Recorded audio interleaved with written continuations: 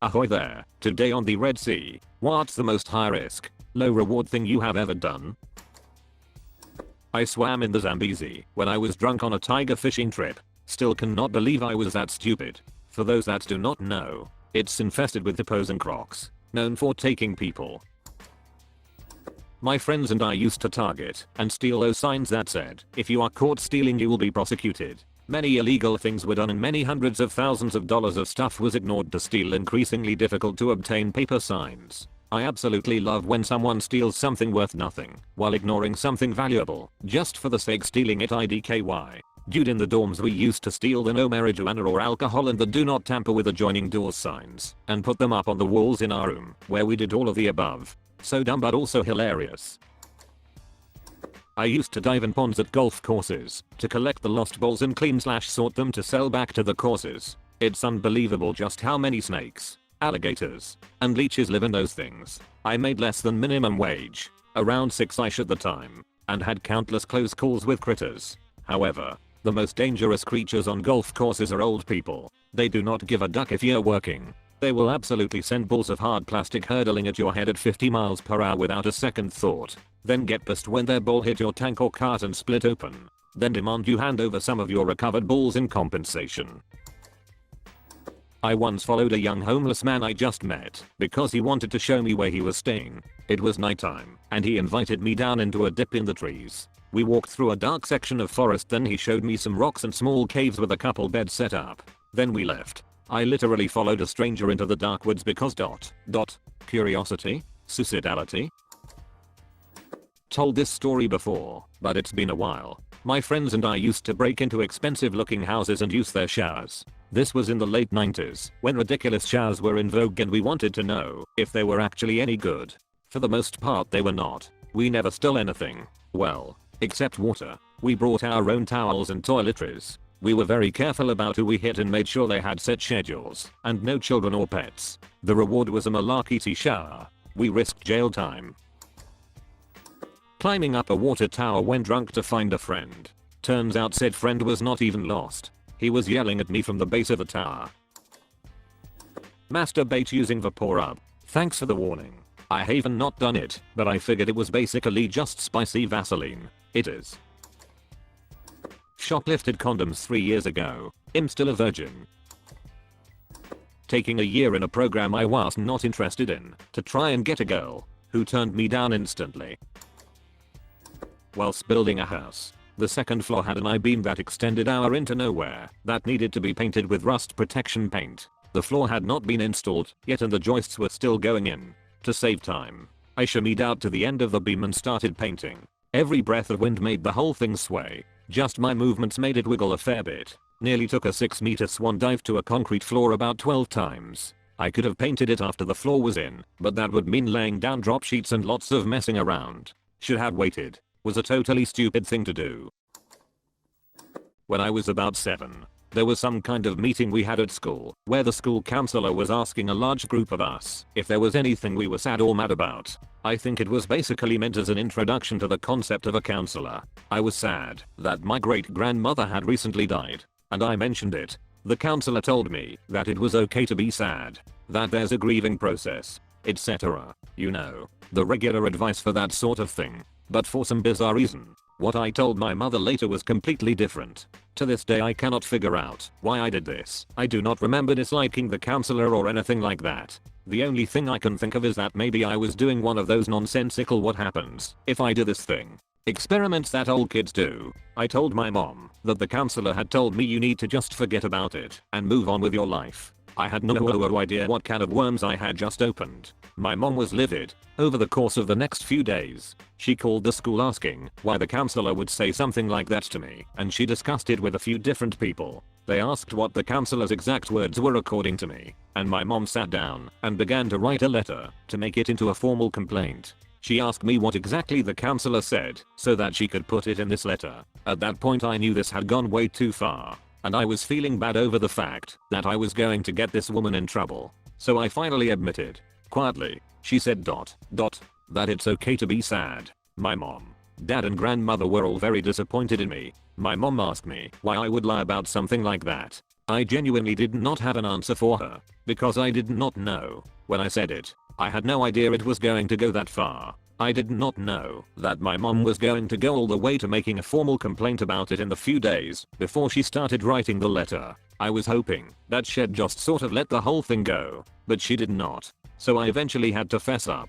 I still feel bad about that to this day, because assuming the counselor was told about this, she had to be wondering why I was trying to get her in trouble. She was a nice lady and did not do anything wrong. But for whatever reason, I clicked the wrong dialogue choice and quickly realized that I could not exactly reload from save.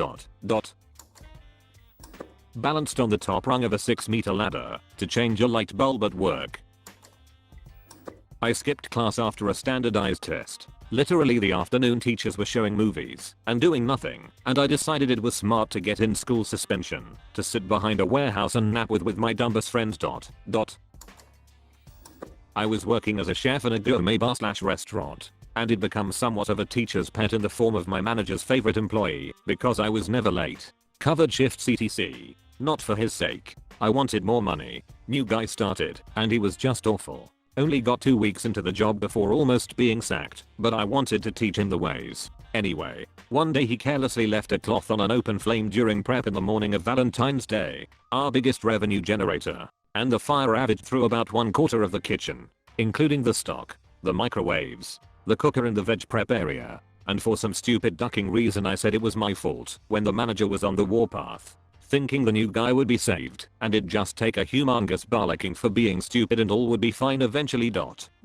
Nope. I got sacked. He threw me out. To this day I will never ever understand why I put my neck into that guillotine of fire. I stole every wheel off the chairs in my high school's computer lab as a joke during a 20-minute break. I still have one of them. Probably could have gotten expelled just for a slightly funny joke and a useless chair wheel. I did the same thing, except it was the mouse balls from the computer lab. So dumb.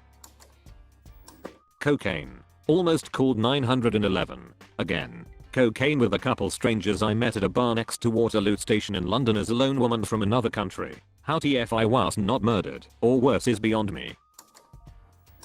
Decided to see how fast I could get up to on a nearby neighborhood road. Driving my mother's car no less. Got up to 80 miles per hour in around 6 seconds I think. And by the time I realized I should be slowing down, the tires were screeching as I tried to stay on the road. It was a mostly straight neighborhood road. 35 miles per hour.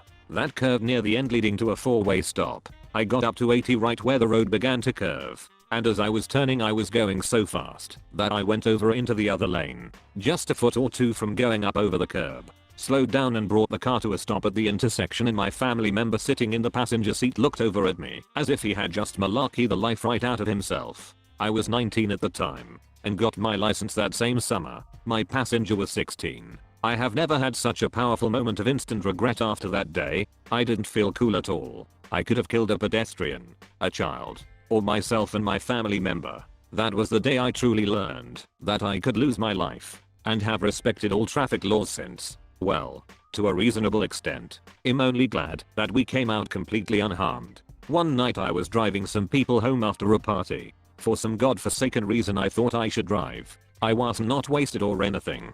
Definitely still in control and within legal limits. But my passenger sure as duck were not, and I was impressionable. We drove down a fairly big, straight road which is usually limited at 100 kp/h. This one however was limited at 50 kp/h.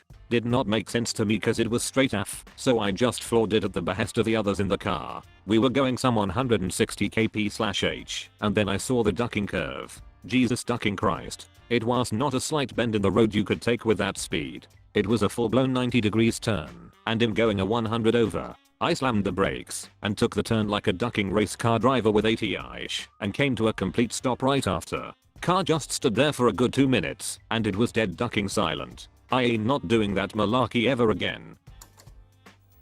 Going way beyond the speed limit when I first started driving. When I think of the car stuff we tried when young. Man, I should not be alive.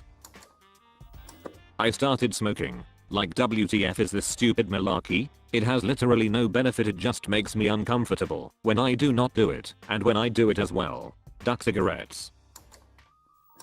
Sneaking into my parents' room at night while they were sleeping to use the en-suite as it was more comfortable than the shared bathroom. It took ages as I slowly opened the door and crept across the room too. All for a cozier poop.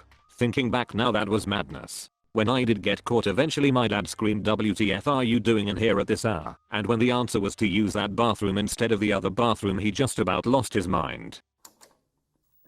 Jumping onto a bus that was pulling away from the bus stop without closing its doors. The bus is every 10 minutes. I was a free intern for a flower shop. One day there was a shady person walking in the store basement. Somebody said he stole something from the shop and fled to the basement. The shop was in an apartment building. Street level and the basement led to all over the building. So they said to me, a 16-year-old girl, to go to the basement and check the situation out. Well, I was young and dumb and went. Thank God I found no one. I once climbed an old truss bridge to get some neat pictures of myself. I climbed under it and sat on the beams beneath the bridge. I climbed to the very top. I hung off the edge of the bridge above several rocks. Once I got done and showed the pictures to my friends, and they said they sucked. Snuck a girl over and had unprotected sex while my parents were home. Got syphilis at 17. Lots and lots of illegal graffiti. For about 3 years it was all I cared about. Hanging off ledges and bridges. Climbing up the sides of buildings. Being on roofs. Hiding under trains. Being in dangerous places by myself at 3 AM. Abandoned buildings. Squatter houses. Rough neighborhoods. Not to mention the risk of criminal prosecution. Paint does not just fall into your lap either. One year I spent $5,000 on spray paint on top of getting it any other ways I could. Homeless guy with a knife. A couple of gangsters tried to rob me. A freight train was about a foot away from running over me. Not all at the same time, lol, but those were some of the worst bits. And for what? Just to put some paint on a wall or train and take a photo of it. Whoa, hey, take it easy, it is the end of the video. Do not worry, there are many more. Come aboard the ship for more trips. Like and subscribe for more posts from the Reddit Sea Cove. Thanks for watching.